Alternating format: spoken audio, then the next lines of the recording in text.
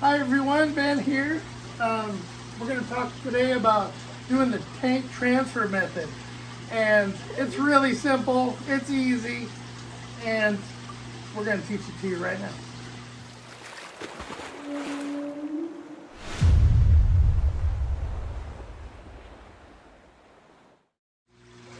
For this, you're only going to need a couple. I'm using this as an example so you can just see how I kind of clip on. This is something that I made out of just scrap stuff, and the reason I like it is because it sits on the bottom real well. And then when I clip, and I'm going to be clipping this on, I clip it right there, and we're good to go. So if I need to adjust it a little bit or go in and out with it, I can move it. I can move it. And then I kind of use this as like an adjustment thing. I can move this out if it's more towards the end of the pot, or if the eggs are up here, we can, there's a different pipe that I have that'll go in there. So what I do is I just kind of pin it in there like that. Eggs are up on top by the clip. Okay, that's how you know where the clip is. You put it in the water,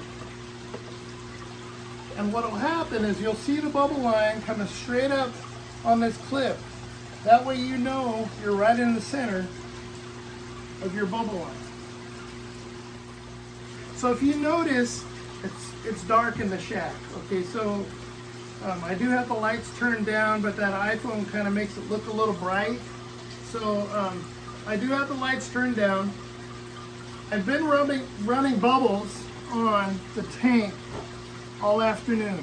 And what I'm doing is I'm bringing the oxygen level up in the water, and I'm stirring up things really good.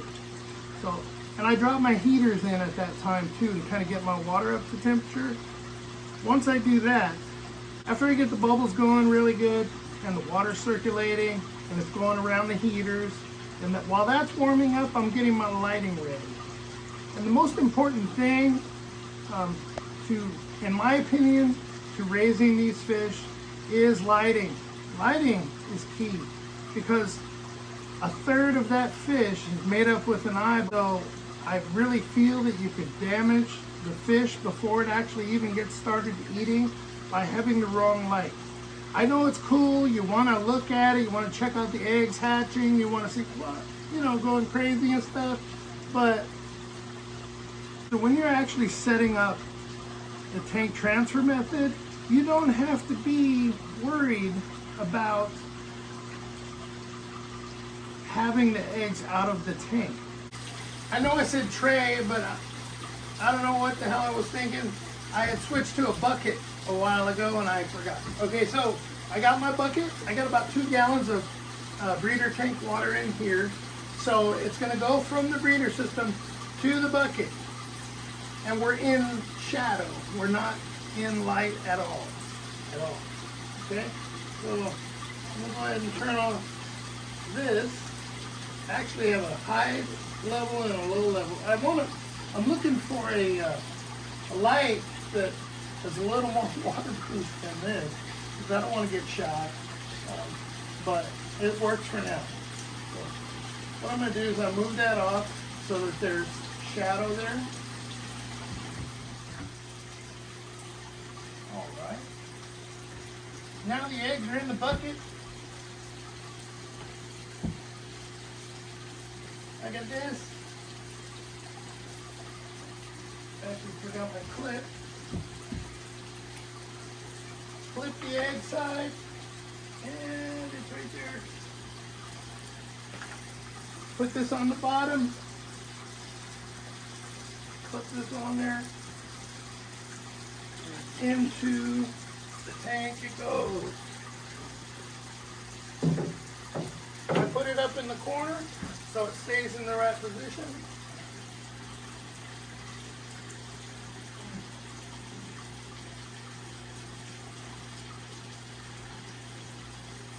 I'm sure there's a more efficient way of doing this, but this is the way I do it.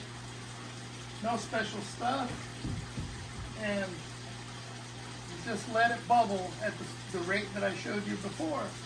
And as it bubbles, it's going to put up a big puff every single time. And if you look at a clown, when he's actually on the pot as the night of the hatch, you're gonna see big thrusts from the female and the male. And what it's doing is it's stirring everything up. In my opinion, I think it's stirring everything up, and that's why I think using bigger bubbles is the way to go. That is the setup that I use. There may be better ways of getting air in there, and I just feel like I can control where I want my air to bubble a little more with some weight. So that's kind of why I made that way. So what I've done is I've lowered the light in the tank. It's now pointed up, and I've really been doing some tests on using amber light instead of bright white light. So I'm taking the neck of this little reading light and I'm pointing it up towards the ceiling. And what it allows me to do is to bring in more light as the fry get older. And then we'll get into other things later on down the line. But that's pretty much the tank, the transfer method, and it's very simple. Once you're used to it and you do it 5, 6, 7 times, you feel comfortable with it. Some people don't go directly to some water to do their thing. They'll leave them exposed to air. I think that's fine as well. It just makes me feel better when I can see the eggs in there moving, and I can move them if I'm taking a little bit too long. I do that. But overall, it is easy. Setup could be 5 minutes. Boom, done. If you're wondering what this is for, I usually have a board, but I can't find it right now. But what I do is I take this board and I put it in the back of the tank. And the reason I do that is because after the spawn, I take the pot out. And if there's a few eggs left, then I'm sorry, but that's the way it is. That's what happens. You know, it's nature. But what that is for is to offer shade to the fry. If they need it, they can go find the shade. And I really do feel strongly about lighting being very important to fry development. And I do think that they need to come up slowly. And that's kind of been the way that I do it. And I find that I get more lively fry, more healthy fry, if they can go take a break from the light that they're getting. Go to our website. We have a website. It's called atomicaqua.net. So, yeah, go to our website, buy some fish from us, and subscribe. Be sure to like, comment, and subscribe. Clarabelle says, I need to do that. Yeah, she's shaking her head behind her. But, all right, we're going to go lights out on this. And our next video, we're going to show the fry and how I introduced rotifers and using RG Complete or any of the other products from Reef Nutrition. We'll talk about that. And we're also going to talk about the RotiClean. And we got so many things to talk about. It's going to be great. All right, have a great day.